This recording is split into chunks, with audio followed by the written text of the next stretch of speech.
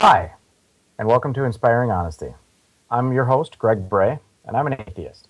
I'll be joined again today with my amazing co host, Bob Greaves, and we're going to continue our conversation that we had last week, where we talked to a pretty great extent about skepticism as it applies to everyday life and a variety of topics that can be applied to. At the end of the show last week, right after I signed off, Bob made a request that we continue the conversation in depth because I didn't give him an opportunity at all to address the closing remarks that I made, and we really didn't talk about the issue of the week time. And I feel that I wanted to avoid delving into it too much because it was so close to the tragic event that happened at Sandy Hook Elementary. But now it's been more than a week, and obviously the topic is still on everybody's minds, but a little bit less on everybody's hearts. So this week, I intend to talk more about the topic of gun control and why, in my opinion, and this is a political position of my own that people obviously have their own reasoning and the ability to. I don't even know how to say this without sounding arrogant. I think it's right. People can disagree with me, but I believe that the science supports my position that guns do not make us safer. There's a variety of different reasons for people owning guns. Not all of them are personal safety. But I wanted to talk a little bit about that one today and touch on some of the other topics as well. So with no further ado, Bob, how are you doing today? I'm doing pretty good. It's been a very busy week. We've had a couple of parties, and doing other things to get ready for Christmas and what have you. But yeah, doing okay. We're now at that relaxing stage where pretty much just a couple of things a few loose ends to take care of before Christmas gets here, and then we're just hanging loose. Oh, fantastic.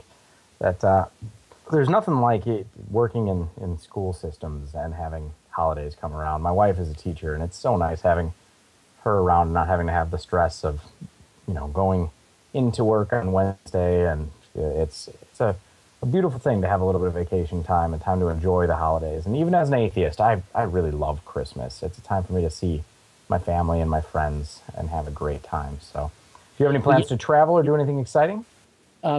I'm not. No, in fact, we've been invited to go some places. We're not going nowhere. We're staying right here. And in an interesting sort of way, we celebrate Christmas. We love it here, but for us, it's not a Christian holiday at all. I doubt that we think about Jesus or his birth or Christianity or anything like that any more than we just normally would. To us, it's just a cultural event, and we enjoy it. It's a good family time. I absolutely agree. I think that a lot of the people of the United States will very much agree with that statement. And that's why, even again, as an atheist, I have no problem celebrating Christmas. For me, it is such a cultural event. It's far more than, and even in many ways, far removed. It's its own secular holiday as well as the Christian holiday. Mm-hmm. And of course, there's the arguments that it was a pagan holiday well before it was a Christmas one. I mean, Friday was the winter solstice, so it's centered around that. But that's a topic for maybe next week. I'd love to talk a little bit more about Christmas, being that it's the week after Christmas. So, and I want to talk a bit on my other political position that I really get into is secularism and why it is better for us to keep Christmas to be a private event and not something that's part of the court systems or promoted in any way through the schools in that way, or at least exclusively promoted. So, I find again, that the Christmas issue politically is, in my opinion, something where Americans are just not honest. We're not honest about language. We're not honest about Christianity. We're not honest about its problems. We're not honest about its benefits. I feel like, we're not honest about the Constitution. At least, in a sense, I'm jaded in that way. When we see that, Congress shall pass no laws respecting the establishment of religion, nor abridging the free exercise thereof, people hear those words and they take them to mean what they want them to mean. And I don't think that they really look at those words and understand what those words meant to the people who first framed them. And they don't even know what the phrase establishment of religion is. It was not a verbal clause. You could have an establishment was an organization. And basically, I understand the original meaning of that amendment is this: what the church is doing is just none of our damn business. And we have no right to tell them what to do, and they have no right to tell us what to do in terms of any official capacity, which means the local bishop can't appoint the sheriff, and the local county executive can't appoint the pastor. But if people want to pray or do this or do that, if that's what they want to do, that's what they want to do, and Congress can't tell them to do it. Congress can't tell them not to do it. I really think that it would be unconstitutional to require kids to pray in school. I think it's also unconstitutional to tell them that they can't. I think that the government has to be absolutely silent on the issue, and if the issue comes before them, they should say, "Look, that's not our domain. That's not what we're dealing with. If this is a problem you've got to solve on your own local level. If people can deal with each other kindly and properly, wonderful. But if not, it just isn't any of the government's business to deal with." That's personally the way I see it. And the idea, if a city wants to have a scene that, I don't care if they put Star Wars figures around, a baby Yoda. It makes no difference to me what they want to do. And and if you can't live with that, then you don't need the government strong arming you to take your side and winning the day and all that other stuff. That's just absurd. I really think it's just nobody's business. People need to work this out on a level that has nothing to do with the courts. Well, you heard it here first, guys. Here's a Christian absolutely supporting the separation of church and state. I'm just kidding. I mean, there's tons of them doing it. I personally absolutely agree. And I do that even for the very strong position that the freedom of religion cannot happen without the freedom from any sort of coercion to support one religion coming from the government. Imagine now when people talk about prayer in schools. There's tons of people. If you ask, this is actually pertinent to the Sandy Hook issue. So many people said, "Well, where was God?" I think it was. There were so many. I took some notes on this one last week, but let me see where we were at. It was Mike Huckabee. That's the name I was looking for, who said a variety of things, but he said that God is not allowed in our schools. We've systematically removed him for the last several decades. This is why God was absent in these events. He even doubled down on that statement a few days later on his Fox News show. And it's just appalling to me to think that anybody would believe, one, that this was some sort of punishment for secularism, two, that the God that he believes in is so ineffectual that he can't get past people saying, "No, we don't want you here." How ridiculous or petty would that be? What a wimp! What a wimp! I can't imagine. To think that because people are doing this, that means that God gets kicked out. To me, the whole idea is almost. As a theist, I find it almost laughable. It's like, okay, you say you believe in God. Well, do you really think this God you believe in is God? You think you can say, "No, you get out of here." It just doesn't make any sense to me. It seems such an absurd statement, and the fact that was a huge meme running through the internet, and there were shirts being printed and sold all over the place that were saying, "God, why weren't you there?" And you forget, I'm not allowed in schools. And it's appalling to me that people can even rationalize in that respect. And there's a point I want to make on that. God is allowed in schools. If somebody believes in God, they are more than welcome to pray when they are in school. They're welcome to pray silently or in a way that is not disruptive to the learning environment to other people, or during passing time or any other, at recess, whatever level of school it may be. They can exercise their religion in any sort of freedom that they can. And the only way that that's possible is if they're not being coerced or indoctrinated by the authority figures in the schools, like the teachers or the administration, giving them prayers to say that may not be of the religious background that they're from. Everybody supports prayers in schools when you say, oh, we should be praying for Jesus. But if we use the Arabic translation of the word God and we suddenly start saying, oh, pray for Allah, that becomes a significantly different issue. And I think when you pose it that way, most Christians go, whoa, no. Prayers are okay. We should be making kids pray, but for my God. And the coercion here doesn't make any sense. And that's really what it's all about. God didn't get kicked out of school. What got kicked out of school was people's ability to control God, the concept of God. That's what got kicked out of school. And it doesn't belong in school. But I at the same time, though, I do think that we've unfortunately turned it into a court issue. I also want to say this, that I think it's important to recognize something that a lot of people don't realize, and that is this: separation of church and state is not the law. Separation of church and state is a philosophy, some points of it which were taken into consideration in forming our Constitution, but not all of the points of the philosophy of separation of church and state. There were some founding fathers who really wanted the separation to be wider. There were a lot of people who wanted it to be more severe, and the people who didn't want it to exist at all. And in some sense, the Constitution as we adopted it was a compromise. And I see the separation of church and state that we did turn into law being the ex officio aspect.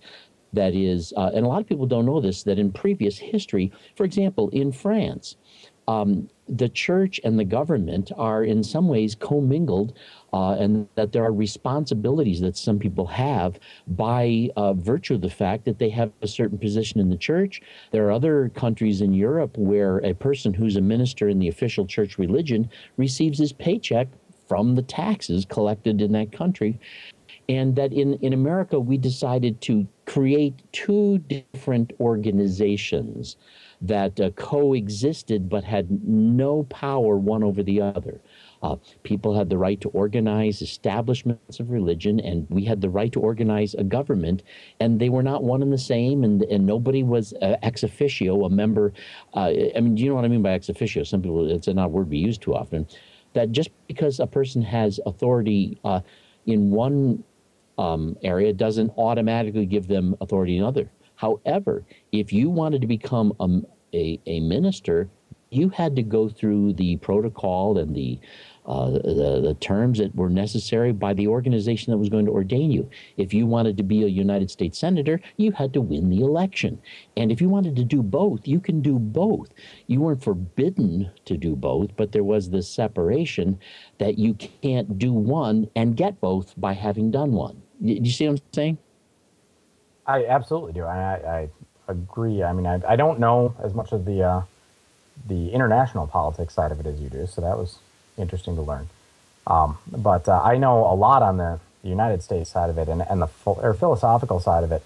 And you're right. In the background, the U.S. political history, it's been quite a fight. Even when the First Amendment was ratified, that was still quite an issue of contention. I mean, we had some states that didn't want that at all. As a matter of fact, I believe the founding of Rhode Island was based on people being exiled from another state because of their religion. I don't remember which state it was, but that was the first state in the Union that had true freedom of religion. The other ones, you were still expected to be a Christian at the minimum before you could even. And as I discussed in shows months past, we still have, I believe it's 7 states in the United States where you need to express a belief in God to hold public office in that, according to their official constitutions.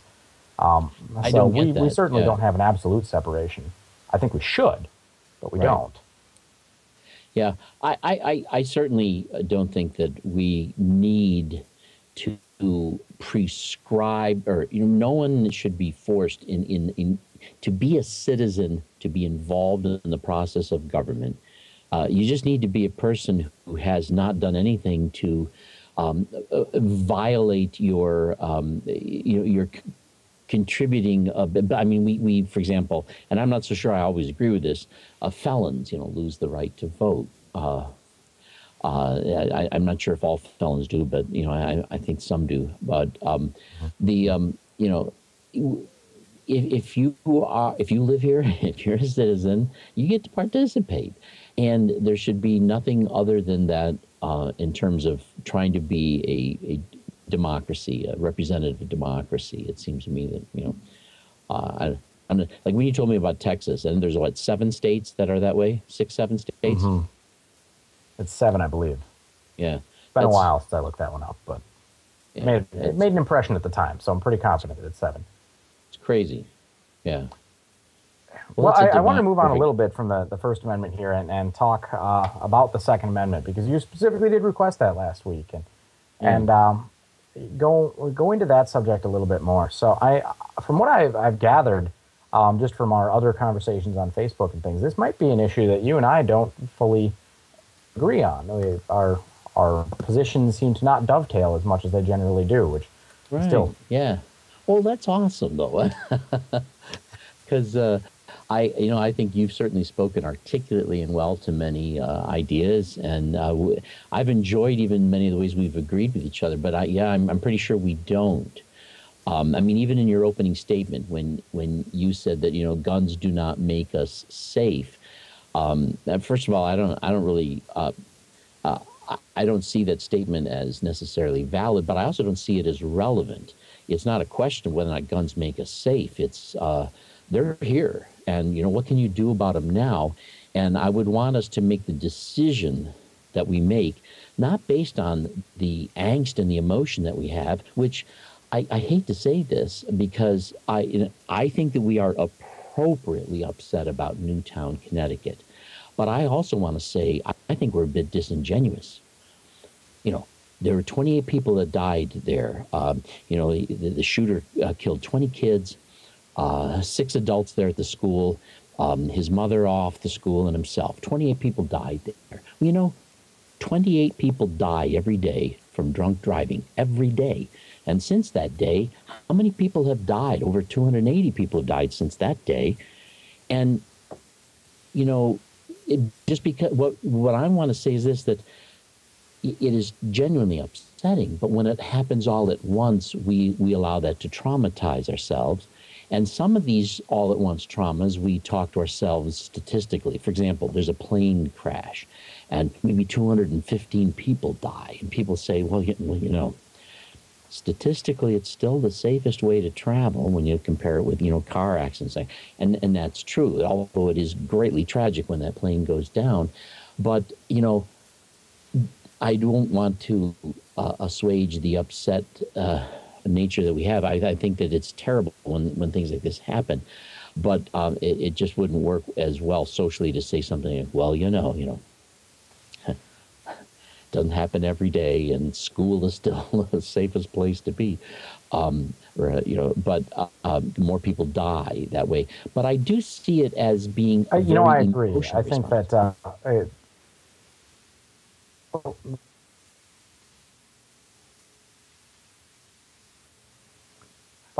you were breaking up on me here. Yeah, I'm losing you. Yeah, I couldn't hear you either, so I don't know what was going on there. But can you hear me now? Yep, it seems to have cleared itself up. Okay, good. Yeah. What were you saying? When you disappeared, the last thing you're saying. I was just saying that I agree with you that there's plenty more things that we should be concerned about. That you're right, drunk driving is a significant issue, and there's a lot of issues, and a lot of people do die. That there's people that die from domestic violence, from accidents, from poor use of medication, or improper use of medication, from homeopathic remedies, from their parents refusing to allow them medical treatment, be it blood transfusion or even insulin for diabetic children because of their religious viewpoints. And More than you're 35 absolutely right. people die. Yeah. Yeah. Oh, More than go ahead. 35 people die every day as a result of a medical doctor prescribing the wrong medicine. You And are that's somebody who's absolutely supposed right. to be trained. Now, my question is then, do we just say, okay, people die and we should be okay with that? Or do we, No, no. as I humans, think we ask ourselves, well, first of all, when you have a squeaky wheel, what do? Do you oil the wheel or do you try to fix the bent axle? I think that what we saw in Newtown, Connecticut is an extremely sobering symptom of a deeper problem. And I think that if we are trying to find solutions that make it impossible somehow for these people to get into the schools with the guns, that we're, number one, you're not going to succeed at that. no, that's And number impossible. two, even if you got close to succeeding at it, they're going to find something else. They're going to bring in fertilizer, bombs, or something like this. It's But what you need to do is you need to be honest about speaking to what's the motivation here? What's going on? What's breaking down? If you go to certain cultures and other societies, for example, let's take a look at something that's somewhat removed from this: anorexia nervosa, bulimia. Do you know that those problems simply don't exist in non-industrialized countries? What is it about the industrialized lifestyle that gives people that as a coping mechanism? What is it about our lifestyle, our American way of life, that makes that a choice that people would find makes sense to them to make, given the situation they're in? How are we treating these people? How do we regard people in this country? How do we let, to me, this is a breakdown of a much larger problem. And I think we really need to speak to that. And I can agree that guns are just a horrifically dangerous thing, but they are here.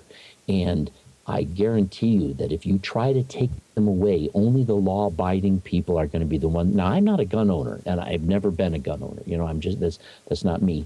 But when I look at certain other statistics, for example, whenever a person enters into some sort of a place with multiple rounds of ammunition intending to do damage, do you know what and I have not had a chance to verify this, but supposedly the average number of people they kill when they do that is about 12. Now, when somebody enters into a place intending to do damage, but they happen to run into, unknowingly, a civilian who was packing, the average number of people they end up killing before they get stopped, either killed or held at gunpoint, is 2.2. The police can't. I think I'm familiar with the study that you're talking about, and or at least one of them. I know that used very similar numbers. And what I've noticed, or what I found in that critique, or the person advocating for gun control or against gun control, sorry, for gun concealed carry, I think is what we're advocating for now on. Specifically, they studied mass shootings, and that's one that I'll address in just a second. But the numbers that they came up with, there's not a lot of mass shootings. There's not a lot of mass violence in the United States. That's not. Well, we also need to count in that study any time there was an attempted mass shooting. That's true, but that is a significant difference. Now, we have to qualify exactly how do we know what their intention was? Does this count bank robberies or other situations where somebody shot a few people and that was not their intention, was to just go on a murder spree, but it was to do something different? Even regardless of that, there's. I'm sorry, what was that? I wouldn't consider that where somebody had some other obvious purpose, reasonable data for such a study. I mean, like in the Newtown shooting, obviously that person went in there with his goal was to kill as many little kids as he could, and I get the impression his goal wasn't necessarily to shoot any adults unless they got in his way, you know. Right. And that's something that the study, when I looked into it a bit more, is it addressed the fact that, or the numbers were used. They tried to control for that. That's a difficult amount to control for, especially when the shooter kills himself, because you don't know what the motivation is. And I use himself because that's almost 100% accurate. It's almost always men that do these. But it's the other thing that was really significant is when I actually looked at the data about each of these events, it was only based on about 20. And of those, I think it was only 3 of them actually had anything to do with the person stopping the assailant being armed. What it had to do with it, because I think it was, and I'm going off of memory here, so I apologize if I'm not getting it right, but I think it was at least 2/3, if not 3/4 of the times when the shooter was stopped, it was just because somebody acted, somebody did something. I'm sorry, 3/4 of the times that they were stopped, those people were unarmed. They were tackled or taken down with a weapon that was found nearby, a stick. I mean, it's not about, in that particular study, it's not about being armed. It's about people acting against them. And in this situation, that did happen. There was the school counselor and the principal, I know, ran towards the person. They were the first 2 victims, and they attempted to stop him, but he was well armed and wearing body armor. So even an armed person may not have been successful in taking him down before losing their own life. So this particular one was a person very well prepared to murder a lot of people. This is why I say I really think. I mean, let's be honest. When people are intending on doing mayhem because they are that upset in today's technological society with Google and all this thing, I am sorry, but in today's culture, there are going to be people who, if this is what they intend to do, they're going to find a way of doing something. I mean, next thing it could be they could work their way into the schools and poison the food, or whatever. Who knows? But the fact that he went to a school, I think, speaks volumes about some things that are really wrong in this country. I'm an educator, but I have really mixed feelings about the quality of the education. I think we have too big a cookie cutter concept. We're trying to get all these kids, we're trying to not teach them to love learning, we're trying to get them to take tests.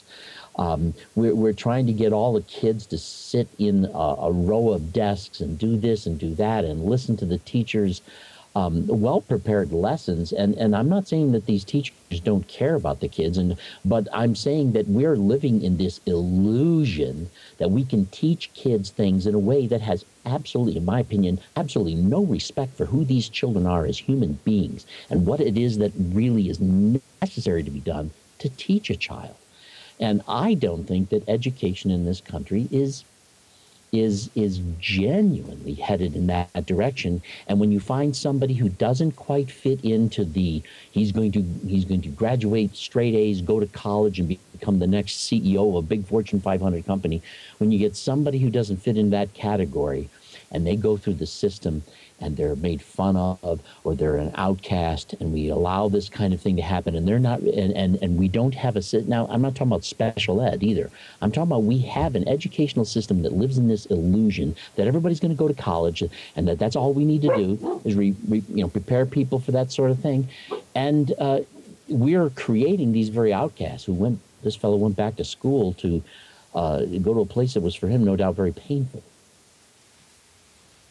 Well, and I mean, it was something I think related to the fact that his mom worked there as well. There was obviously some deeper issues on that note. But I have to admit here, I have a confession.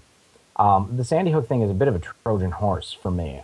It gives an opportunity to get people talking about gun control that they wouldn't normally bring up when there's a mass shooting like this. It weighs on people's minds and on their hearts when something like that happens. But that's not actually the reason that I'm making this advocacy at this moment.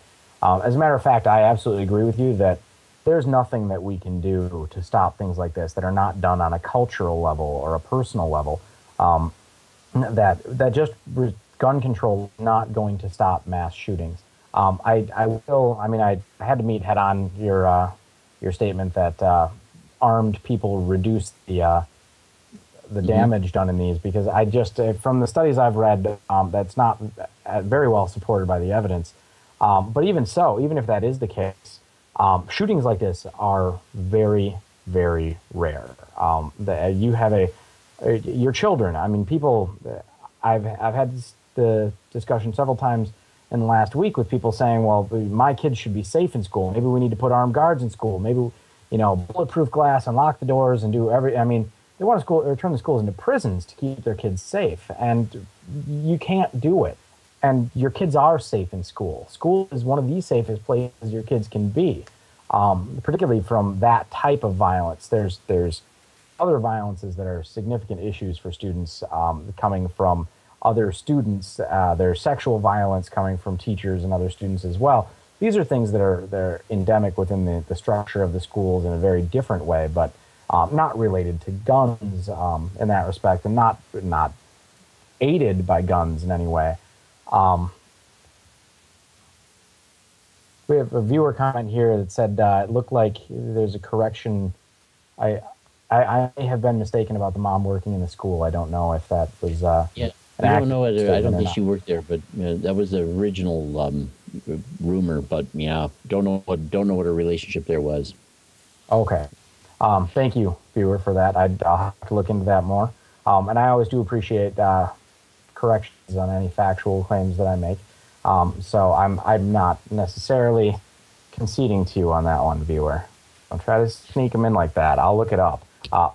But for now, we'll By the way, table that claim. I'm not opposed to gun laws. I really think that you know bearing arms is one thing. Having a considerable firepower is quite another, and I have no problem with regulating that sort of thing, requiring psychological profiles of people who might have certain weapons. And although I will greatly concede that nobody, in the citizenship needs a high powered weapon. The problem is that those high powered weapons are out there. And I'm concerned that we're at a point now where there are so many of them out there that any attempt to ban them is just going to make sure that as many of them as are out there are going to end up in the hands of the very people you don't want to have them.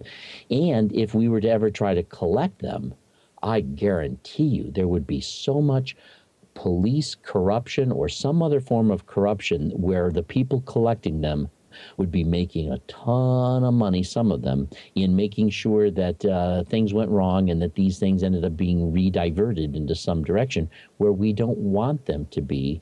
And what I'm saying is that I think we do have a serious problem.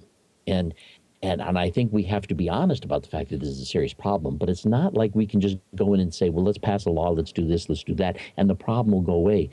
I would like to see the gun problem go away by the culture changing in such a way as the problem just kind of evaporates because we're I too busy being agree different on people. that, or I agree on the idea that the culture has a huge problem. America has a very strong gun and violence oriented culture. We are statistically leaps and bounds, standards of deviation away from the rest of the industrialized, Right. wealthy world in our violence levels, gun and otherwise. However, we are becoming less violent, which is a good note for America.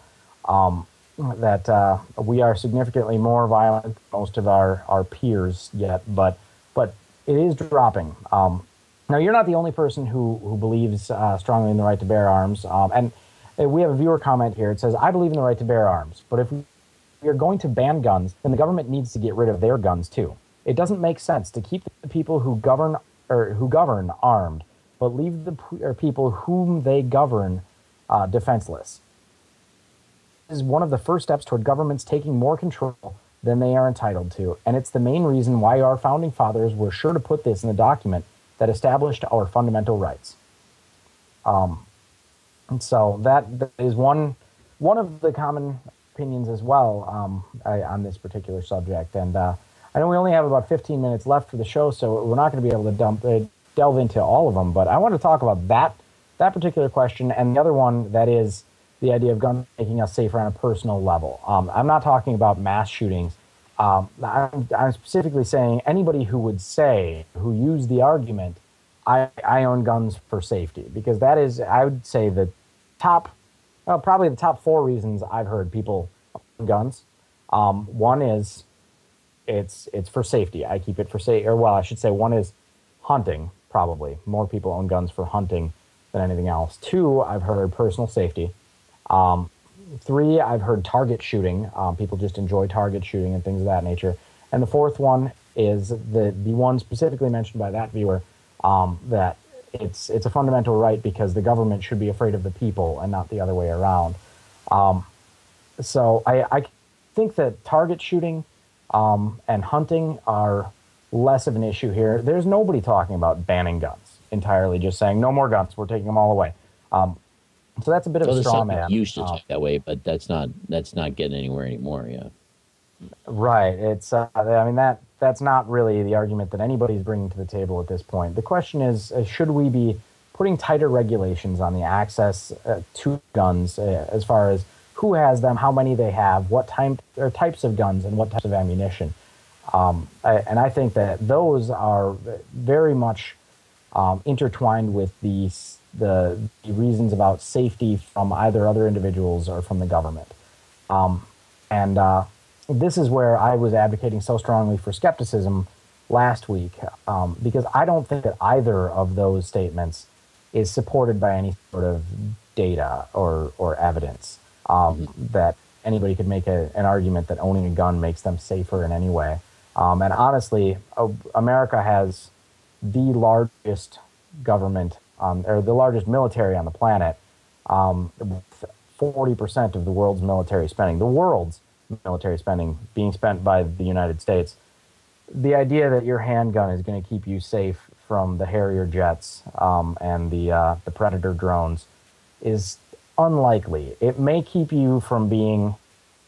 I mean, it may allow you to survive in a war-torn state similar to that in Pakistan or Afghanistan. But realistically, the only way that you're going to have even close to a peaceful existence is through a diplomatic revolution or diplomatic conversion of government. Otherwise, we're looking at a complete breakdown of the American way of life. And at that point, the question of gun control doesn't even really matter anymore, because we'd already be entered into a state of lawlessness. I think that may very well be coming. And that I do see that as, and you're right. It's not, you can't bring a pea shooter to an atomic bomb, but at the same time, people realize it's going to be an extremely unfair fight, but they'd rather have an unfair fight than no fight at all. And, the other thing that is going to make this, I think, a serious problem is we have a wide variety of people in this country with a wide variety of different attitudes about this. And you're never going to get them all on the same page. And no, we'd be looking at splintering. That is going to be what compounds the problem. I heard Senator Schumer the other day talking about what he thought, like we shouldn't allow more than 10 rounds in a clip and stuff like this. I think all the things he was asking for are extremely reasonable. I just don't know how we would go about doing it in a way where we could, guarantee that we're not making ourselves less safe. Well, I think that's a valid concern, but there's plenty of evidence for tried and true ways to do that, to reduce the amount of guns, to change buyback programs and various other ways that even just banning the sales of certain guns, or requiring right now it's legal in the United States to buy a handgun, an assault rifle in any way from a private party, not from a dealer, but from a private party, with no background check, with no registration of the weapon, and with no waiting period whatsoever. I Not in mean, New York, though. Not in New York. In New York, it's illegal to actually possess a gun. In fact, in New York, there are some weapons, it's illegal to own them even if you don't possess them. really, Yeah. that'd be a very difficult one for them to enforce. I'd Yeah, imagine if it's not actually if you possessed want to hear a within. weird one? It's a law that doesn't get enforced. But the way the laws work in New York, I used to teach karate. And technically, in New York, it is illegal to own a sword, a Japanese sword, a real one.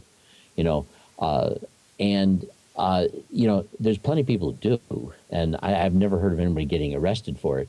But sometimes the way they get around it is, a karate teacher. It's the dojo that owns the sword, not the sensei. And or other Well, and thing as we is, all know, businesses are people.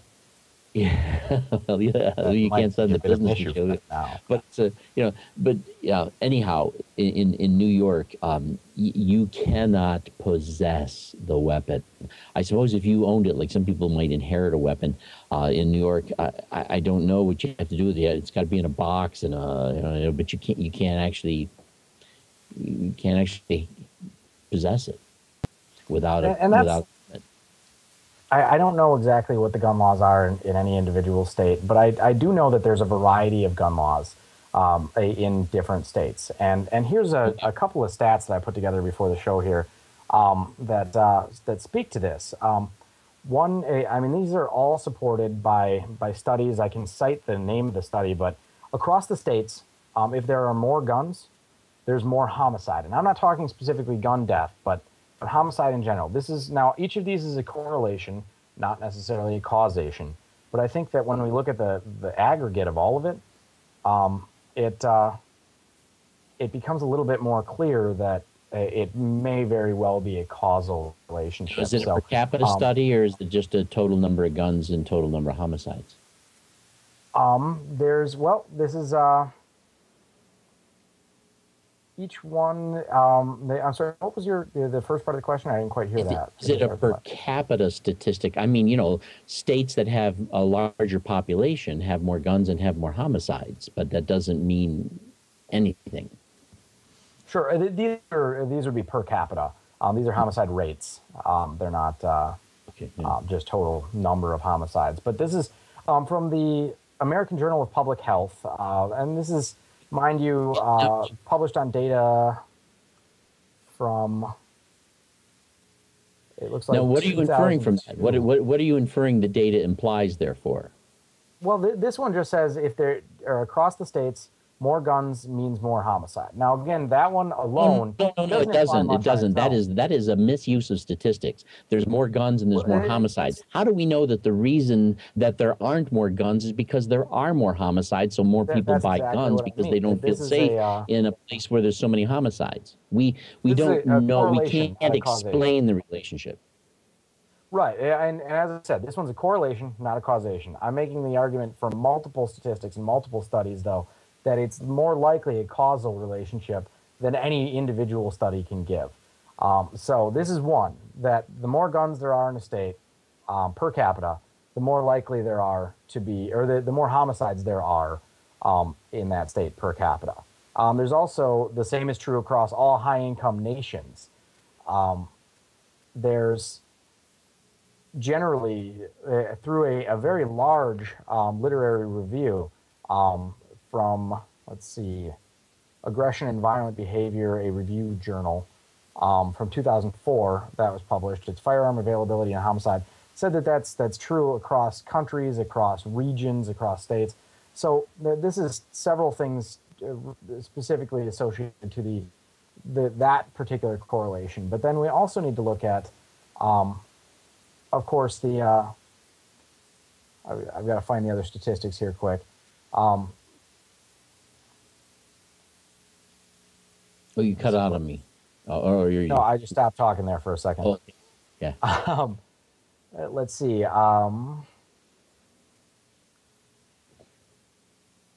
Sorry, I'm scrolling through my statistics here that I found because I want to make sure.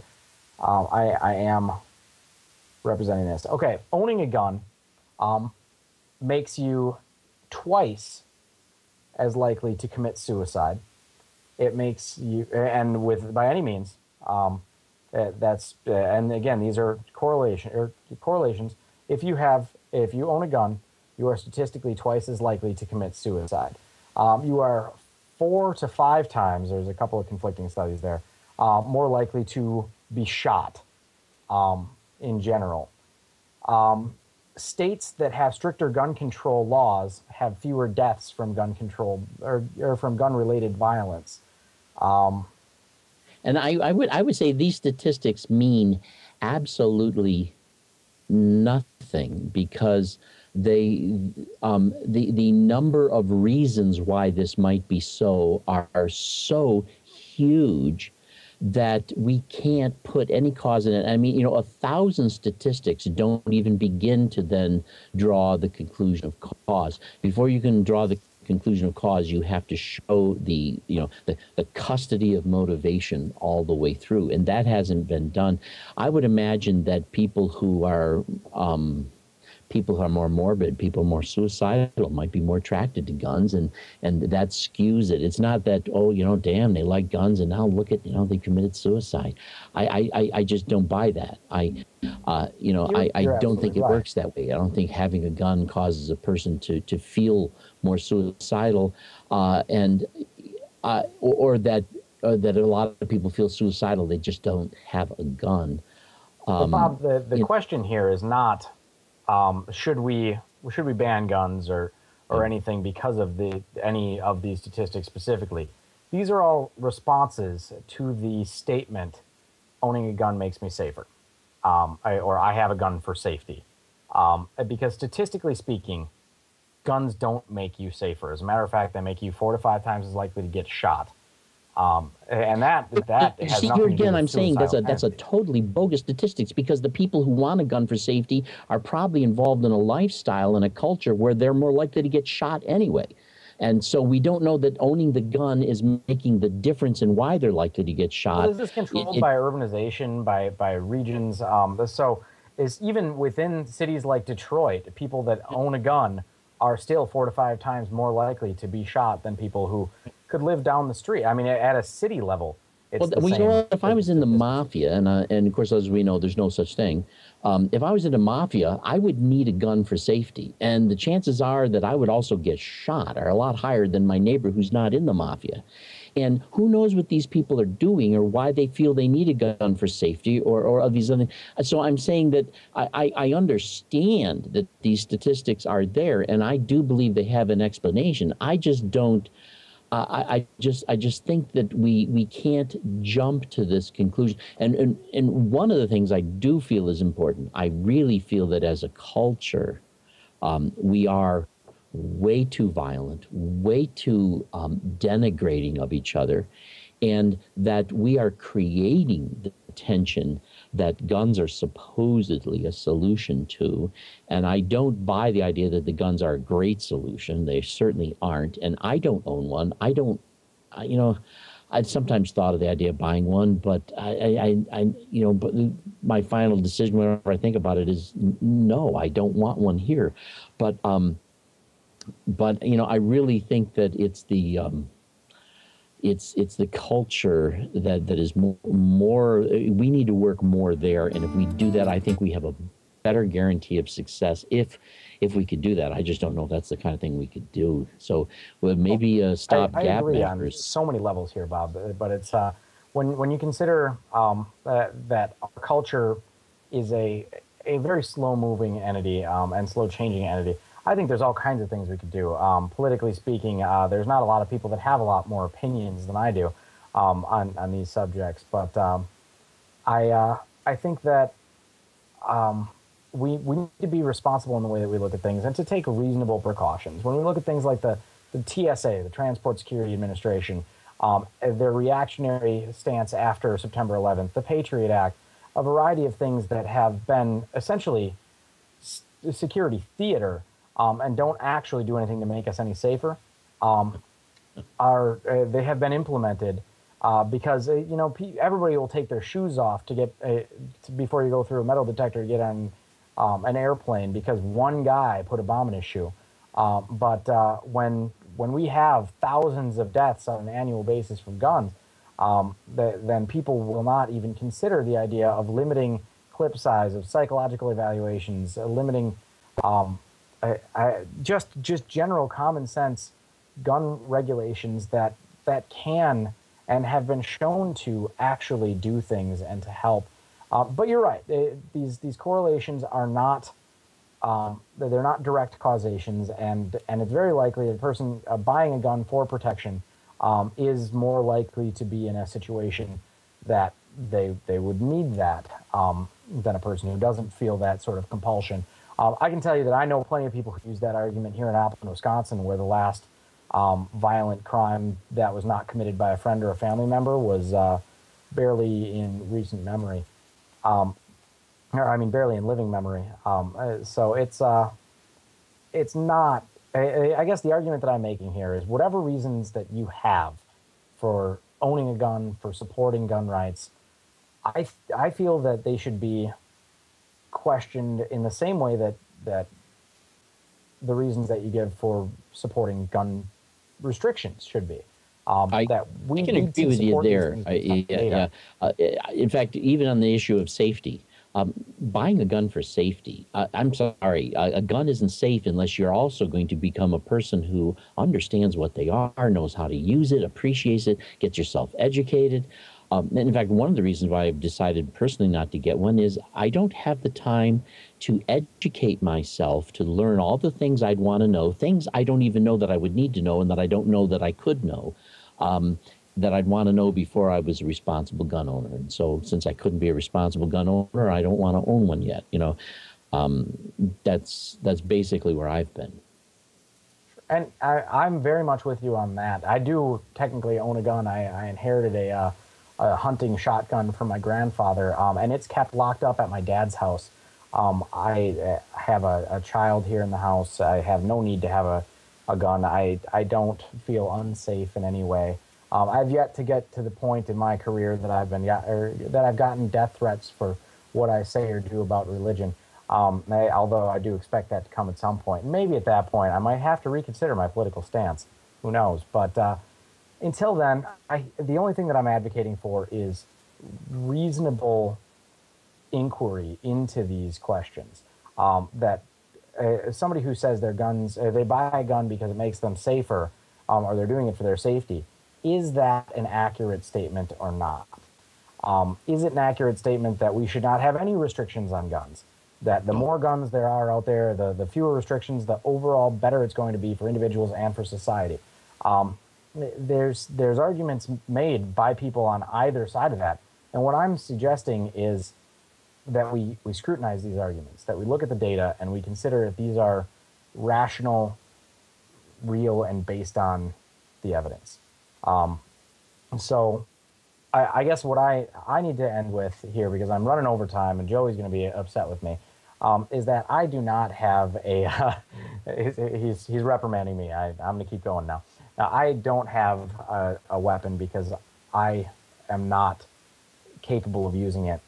And it should make people wary that I could, regardless of my ability to properly store or handle a weapon.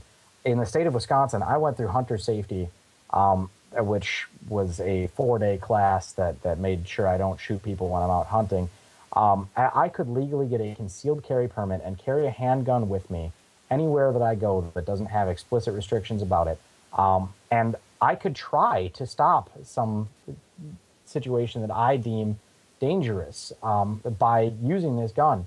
And I don't know what kind of shot I am. There's a good chance that I can't hit the broadside of a barn. And that should make people concerned. I don't make you safer if I have a gun. As a matter of fact, me having a gun with the level of training that I have is not just dangerous for me. It's dangerous for everybody around me. And that's what concerns me about our lackadaisical concept of gun restrictions. I don't think that we need to ban guns. I think that we need to make common sense restrictions on what is available. So now that I'm about 5 minutes over time, I need to sign off and say this has been Inspiring Honesty. Thank you, Bob, for joining me. Sorry for taking the last word on that one. I'll see you again next week. And tune in again at 6 o'clock for Inspiring Honesty.